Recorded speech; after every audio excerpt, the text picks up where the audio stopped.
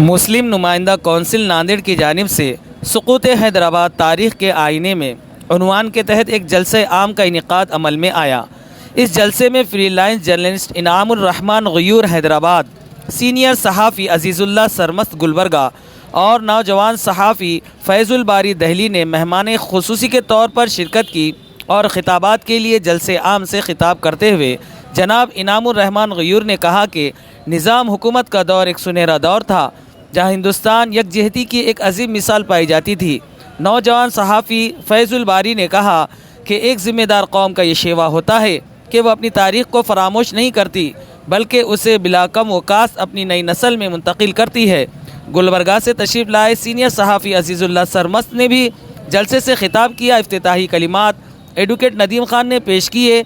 सदारती ख़िताब मुस्लिम नुमाइंदा कौंसिल के ज़िला सदर ख़तीब अब्दुल नासिर ने किया, जबकि जलसे की निज़ामत कौंसिल के सेक्रेटरी सैयद इमरान ने की और एडवोकेट नसीर फ़ारूक़ी के इज़हार तशक्कुर पर जलसे का इख्तिताम अमल में आया। गुज़िश्ता दिनों नांदेड़ के असातिज़ा उलमा, अइम्मा मसाजिद और हुफ़ाज़ इकराम के लिए सुकूत हैदराबाद की तारीख़ पर मज़मून नवेसी का एक मुकाबला रखा गया था। इस जलसे में मज़मून नवेसी मुकाबले में अव्वल, दूम और सुवा मुकाम पाने वाले अफराद को इनामात से नवाजा गया, जबकि दिगर मकामात मुकाबले कुनिंदगान की तरगीबी इनामात के ज़रिए हौसला अफजाई की गई। इस मज़मून नवेसी के मुकाबले में पहला इनाम हबीब मसूद अली को मिला, जिन्हें मुंतज़मीन की जानिब से 20,000 रुपये नकद, मोमेंटो और सर्टिफिकेट देकर उनकी हौसला अफजाई की गई। जबकि दूसरा इनाम खालिदा तस्नीम ख्वाजा मुनीरुद्दीन को मिला, जिन्हें 15,000 रुपये नकद, मोमेंटो और सर्टिफिकेट, और साथ ही तीसरा इनाम सैयद एजाज अली अब्बास अली को मिला, जिन्हें 10,000 रुपये नकद, मोमेंटो और सर्टिफिकेट दिए गए। मुस्लिम नुमाइंदा कौंसिल नांदेड़ की तरफ से एक प्रोग्राम था सुकूत हैदराबाद के ऊपर, जो कुछ हमारी यादें हैं सुकूत हैदराबाद और ऑपरेशन पोलो और पुलिस एक्शन के हवाले से। तो इन लोगों ने मुझे आवाज़ दी और उससे मैंने लब्बैक कहा। यहाँ पे एक छोटा सा प्रोग्राम था माजी की जो कुछ तल्ख़ यादें हैं उसके ऊपर गुफ्तगू करने के लिए, क्योंकि हमारे यहाँ मिजाज ये है कि जो माजी में गलतियाँ होती हैं उससे लोग सीखते हैं। तो उसी के लिए यहाँ पे एक प्रोग्राम था। माशाल्लाह बहुत अच्छा प्रोग्राम रहा। एक हमारे बहुत सीनियर जर्नलिस्ट इनामुर रहमान गयूर साहब आए थे, अजीज़ुल्लाह सरमस्त साहब गुलबर्गा से बहुत सीनियर जर्नलिस्ट है वो थे, मुझे भी मदऊ किया गया था। तो अल्हम्दुलिल्लाह बहुत अच्छा प्रोग्राम था। कोशिश यही थी कि माजी में जो तल्ख़ हक़ाइक़ हुए, जो जेनोसाइड हुआ, जो चीज़ें हुई उसमें क्या गलती हुई, उसको लोगों तक लाया जाए और उससे हम क्या सीख सकते हैं, हमारा मुस्तक़बिल कैसे संवर सकता है, इसके ऊपर गुफ्तगू हुई। अब मुल्क के हालात, यानी 1948 में जिस तरह से जेनोसाइड हुआ था उस वक्त जो हालात थे, मुल्क के हालात आज भी तकरीबन सेम है।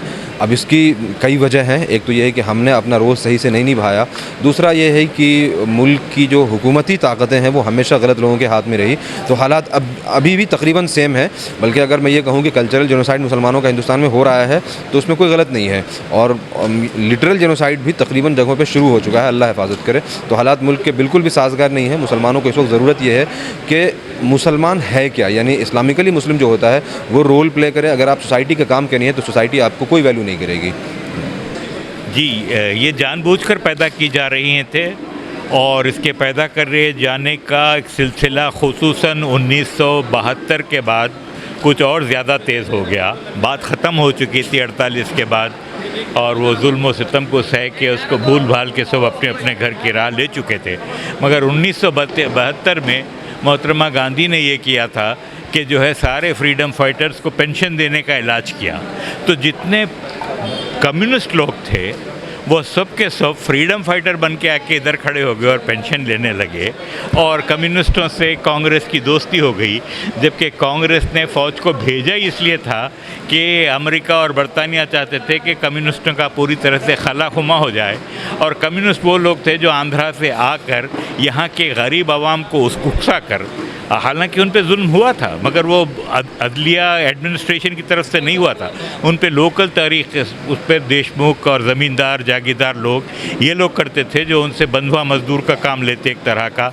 और उनको पुरानी एक रस्म थी वेटी नाम की, जिसमें फ्री की का लेबर लिया जाता था। तो वो उसकी वजह से ये होता था कि वो गरीबों के बाद में गरीबी की वजह से उनकी छोटी मोटी जो ज़मीनें होती थी वो भी जो है साहूकार लोग और ज़मींदार लोग कौड़ियों के मोल ख़रीद लेते। और हो ये रहा था कि बड़े बड़े देशमुखों के पास बहुत बड़ी बड़ी ज़मीनें जो है आ चुकी थी, लोगों की खरीद कर रख चुकी, और वैसा एक बेचैनी थी अवाम में, और वो बेचैनी एक ज़माने से थी। लेकिन 48 के बाद वो एक सियासी रंग के तौर पर 51 तक बहुत ज़्यादा उसका ज़ोर था। और जो जुल्म ढारे थे अवाम पे, गरीब अवाम पे, देही अवाम पर, वो जुल्म जो है वो कम्युनिस्ट ढारे थे, जो आंध्रा के एरिया की तरफ से इधर आकर यहाँ की ज़मीनों को ललचाई हुई नज़रों से देख रहे थे, और वो सारा जुल्म उनका किया हुआ है। और वो जबकि रज़ाकार ख़त्म हो चुके थे, रज़ाकार हज़ारों की तादाद में छूट रहे थे, हाँ, उस वक़्त उन लोगों का जुल्म चल रहा था और कत्ल हो रहे थे यहाँ पर, जबकि पूरे अज़ला में 40,000 हिंदुस्तानी फ़ौज फैली हुई थी। तो 914 कत्ल हुए थे, उसमें कोई मुसलमान नहीं था और कोई जो है मारने वाला कोई मुसलमान नहीं था। तो ये कौन लोग थे? इसके बारे में क्या किया हुकूमत ने? ये वही कम्युनिस्ट हैं जिनको बाद में जो है बड़े बड़े फ्रीडम फाइटर समझकर इनामात दिए गए, पेंशन दिए गए, और जिनके लोग फिर सियासत में बड़े बड़े नाम कमाए। जी हाँ। सीएम फर्नीचर नांदेड़ लाए हैं आपके लिए शादियों में दिए जाने वाले फर्नीचर खास होलसेल दामों में और डिस्काउंट के साथ मजबूत और खूबसूरत लेटेस्ट डिज़ाइन वाले बेडरूम सेट सागवान और वुड बेस मटेरियल में दस्तयाब है। इसी के साथ sofa set, dining table, Godrej अलमारी, ऑफिस चेयर, ऑफिस टेबल वाजबी दामों में दस्तयाब है। एक बार ज़रूर तशरीफ़ लाएँ। हमारा पता है CM furniture and home appliances, famous function hall के पास, इलाही मस्जिद के सामने, माल टेकरी, देगलूर नाका रोड, नांदेड़। Mobile number 9923106277।